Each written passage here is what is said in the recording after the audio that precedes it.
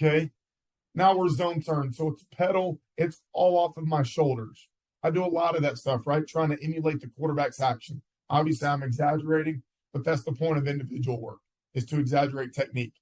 So it's pedal, open, dive. You see their eyes again. Watch 16 on the right. Watch his eyes. There's an imaginary receiver right there. Watch his eyes.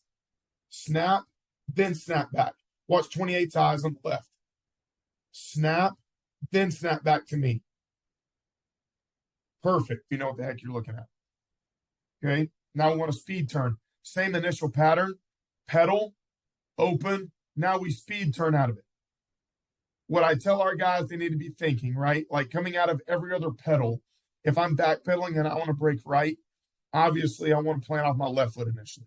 If I'm just running forward and I want to break right, I want to plant off my left foot. I got to think opposite or same foot in this drill, right? So now Bug wants to break eventually to his left, right? So now as a speed turner, it's about how fast he can get his left foot in the ground. Right there. You see that left foot right there, right? For Mike, he's going to his right over here.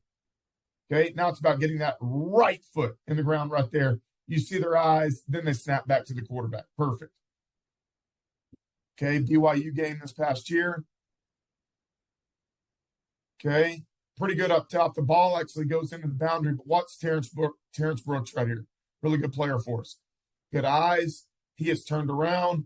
Good speed turn right there. But I don't like how he rounded it, right? You see how we're kind of running the curve on a 200-meter dash, right? I really want that left foot to get in front. That's going to make that angle tighter, right? I like the urgency of snapping those eyes around, but I don't like the footwork.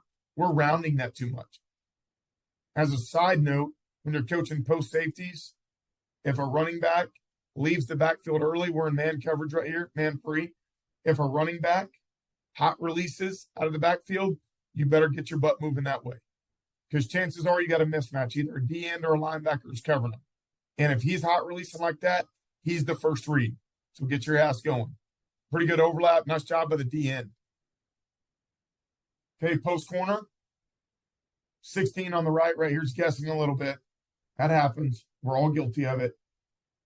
Okay, pedal, dive at an angle. Right? The key to me here, guys, when I'm playing in the deep part of the field, is I want to think speed over angle. So you notice 28 on the left and 16 really on the right. They're not sticking a hard foot in the ground because hard steps in the ground kill your speed. I would much rather these guys come out of this too high and the receiver was really just running a dig and they correct back down low, then come out of it too low because I stuck a foot hard in the ground and the receiver's running a stem post. Now the band is striking up and there's a new safeties coach by the end of the week, right? So I want these guys thinking speed over angle, right? It's okay to actually round this cut. It's not a negative break, right? We're not breaking downhill on this one. And then obviously catch the ball above your eyes. How high? Above your eyes. That's the simplest way I can teach it to those guys. Okay. Pretty good right here by good Catalan versus Alabama. Gets turned over a little bit on the stem.